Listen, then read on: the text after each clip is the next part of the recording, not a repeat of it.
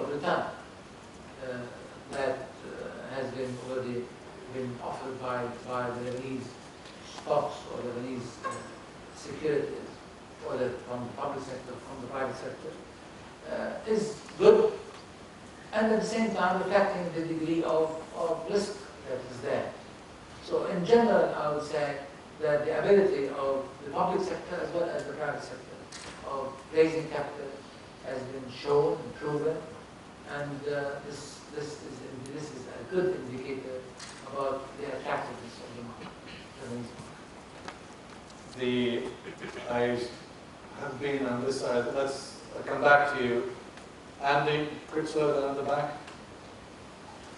Hello, Andy Critchlow from Zawi Dow Jones.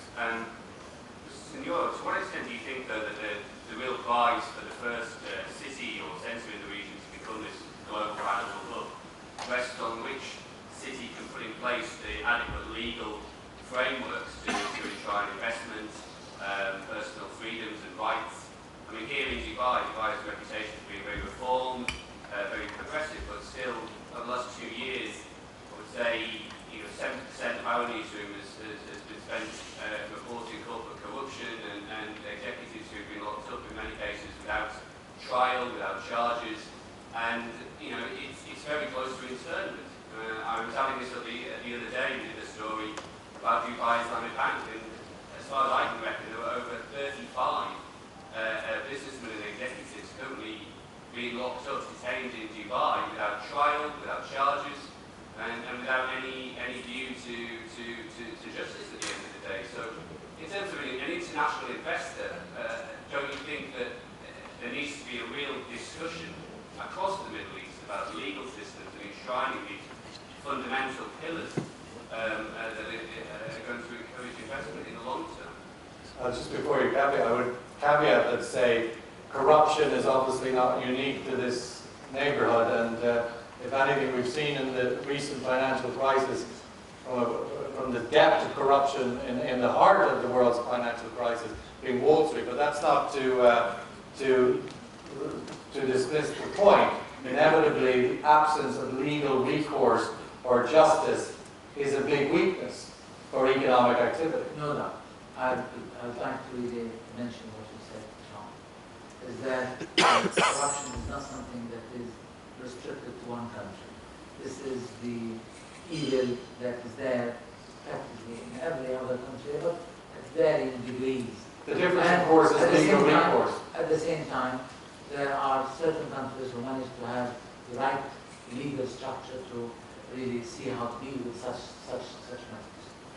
So, that's why we have mentioned throughout the discussion and my presentation how really it is not the logistics that the physical logistics are alone important. They are very essential. But at the same time, there are other matters that really have to do with the legislation regarding the protection of people, how to really deal with situations like that, what are the legal requirements, what are the legal proceedings. So, in fact, it is very important.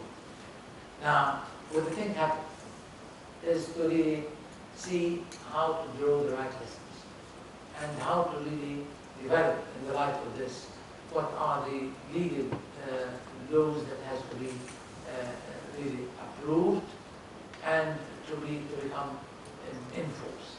So this is the thing that what was not there, fine, now we can't do anything about it.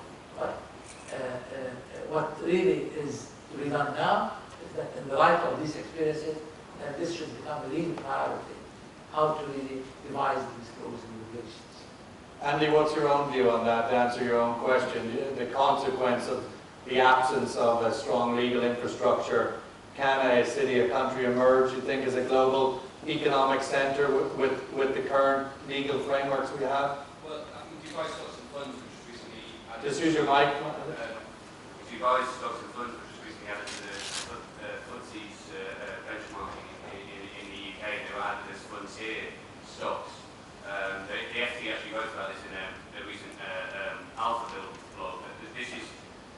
The corruption corruption that you're seeing here, but not the way it's been dealt with, and the way that it's dealt with on a basis pretty much similar to internment, is why Dubai is ranked as a frontier market alongside Nigeria, alongside other areas of sub-Saharan Africa. But anywhere visibly you drive around Dubai, this is not a frontier market. This is a very developed, progressive city. It's a fundamental building block, pillar of civil society. And unless the government here get it right now, I think that they risk storing up a great deal of trouble for the future. And if you look at the various cases, whether it's DR Development, Zasha In, who's Lebanese, Dubai Islamic Bank, and there were about 12 people locked up, still, for 2 years they've been locked up in that case. The seeds for all these corruption cases were planted 2, 3, 4 years ago. I suppose, as the Prime Minister said, it's best not to have to try and deal with these situations when you're under stress and pressure. You've got to deal with reform when you have the luxury of growth, and maybe during the boom years was probably the time to create the illegal infrastructure. You recall when I said in my presentation that reform is something that you do when you can, not only when you have to. It is important. Now, after the thing that happened, now it's there.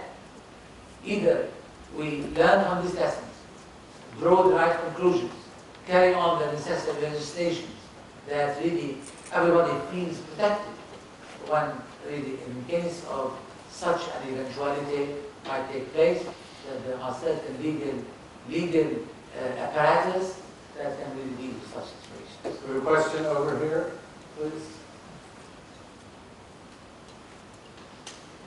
Thanks, Sean. I'm going back to what Andrew touched on with human capital, and I'll take Beirut and Dubai as examples. Lebanon is very similar to Ireland. Sorry, Andrew Linehan, founder of Irish Business Network in Oman. Lebanon is very similar to Ireland, very strong, strongly educated workforce. However, the brain drain is quite significant. I'm sure, correct me if I'm wrong, there's a lot more Lebanese living outside Lebanon than in the country. And UAE, on the other hand, is a very small population of nationals. So if all the foreign residents here were to leave, nationals obviously wouldn't be able to maintain what is happening here.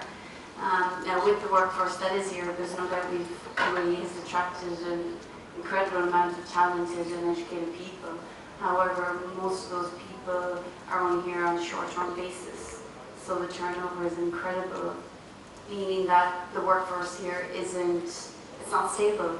Any and every one of these nationalities can leave at any time. So my question to you, Your Excellency, is do you think this region can offer stable and sustainable human infrastructure to support a financial hub?